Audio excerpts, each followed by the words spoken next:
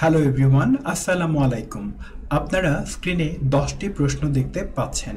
তো এই প্রশ্নগুলো technology, job market, shopping, transportation সহ অন্যান্য টপিকের চেঞ্জ বা পরিবর্তন সংক্রান্ত। কোনো একটা কিছু কিভাবে পরিবর্তন হয়েছে অতীত থেকে, এই টাইপের কোয়েশ্চেন আইএলটিএস স্পিকিং পার্ট 3-তে পাওয়াটা খুবই সাধারণ। অনেকেই এই প্রশ্নগুলো সুন্দর করে আনসার দিতে পারে না। আজকের লেসনে মাত্র একটি টেমপ্লেট দিয়ে এই সবগুলো প্রশ্নের উত্তর দেওয়ার কৌশল আমরা আপনাদেরকে শিখিয়ে দিব। ডিয়ার লার্নার্স, আমরা স্ক্রিনে আমাদের টেমপ্লেটটি দেখতে পাচ্ছি। আপনারা দেখতে পাচ্ছেন যে হলুদ করা যে অংশটুকু, এখানে টপিক বসিয়ে দিলে এবং হলুদ করা পার্টগুলোতে জাস্ট টপিক বসিয়ে দিয়েই আমরা নানা প্রশ্নের উত্তর প্রদান করতে পারবো। তো চলুন এই টেমপ্লেটটিকে আমরা কিছু প্রশ্নে অ্যাপ্লাই করি।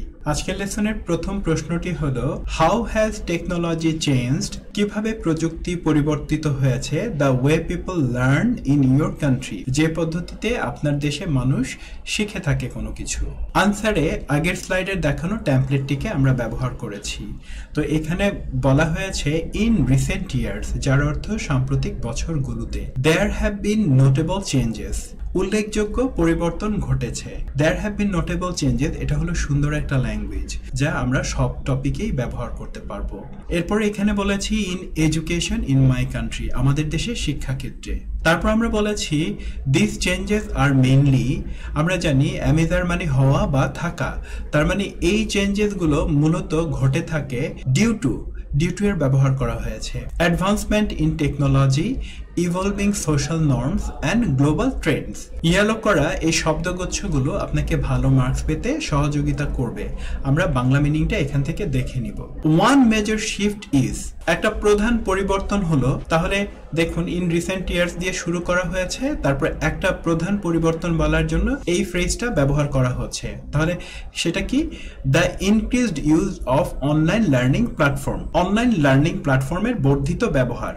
আর এটার রেজাল্টটা কি? এটার রেজাল্ট হলো অ্যাফেক্টিং স্টুডেন্টস অ্যান্ড এডুকেটর, যা শিক্ষক এবং ছাত্রছাত্রীদেরকে প্রভাবিত করে। ফর এক্সাম্পল, উদাহরণ দেওয়া হচ্ছে, student now have access to, বাচ্চাদের এখন আছে অ্যাক্সেস বা প্রবেশাধিকার কিসের মধ্যে?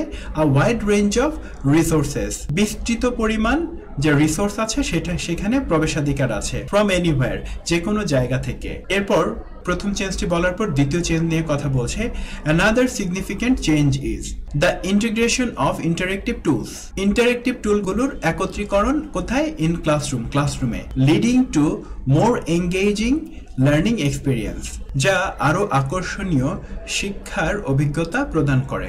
খুব সুন্দর একটি ফ্রেজ এটি, leading to more engaging learning experience, which has been both positive and challenging for schools. আনসারটাকে শেষ করা হয়েছে এটা বলে, ওভারঅল দিস চেঞ্জেস হাইলাইট, সামগ্রিকভাবে এই পরিবর্তন দেখায় how education is adapting to the modern world, কিভাবে শিক্ষা আধুনিক বিশ্বের সাথে মানিয়ে নেয়। Showing progress and areas for further improvement. তো আমরা মার্ক করা ওয়ার্ডগুলোকে বিশেষ মনোযোগ দিয়ে পড়বো, যেহেতু একটি টেমপ্লেট আমরা যদি ভালো করে শিখে ফেলি অনেক প্রশ্নের আনসার দিতে পারবো, তাই আমরা বেশি মনোযোগ দিয়ে এটি পড়বো।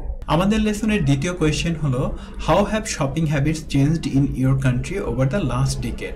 গত দশকে আপনার দেশের কেনাকাটার অভ্যাস কিভাবে পরিবর্তন হয়েছে? তো আনসারটা শুরু করা হয়েছে ইন রিসেন্ট ইয়ার্স দিয়ে, আগের আনসারের মতোই। ওয়ান মেজর শিফট ইজ বলে প্রথম মেজর যে পরিবর্তনটা আছে সেটা বলা হয়েছে। ফর এক্সাম্পল বলে উদাহরণ দেওয়া হয়েছে। অ্যানাদার সিগনিফিক্যান্ট চেঞ্জ ইজ, খুব সুন্দর একটা ল্যাঙ্গুয়েজ, এটা দিয়ে আরেকটি চেঞ্জের কথা বলা হয়েছে। ওভারঅল দিয়ে আনসারটাকে শেষ করা হয়েছে। আর এখানে আমরা দেখতে পাচ্ছি ইয়েলো করা কতগুলো সুন্দর টপিক ভোকাবুলারি। তো আপনারা পজ দিয়ে পুরো আনসারটি পড়ে ফেলুন।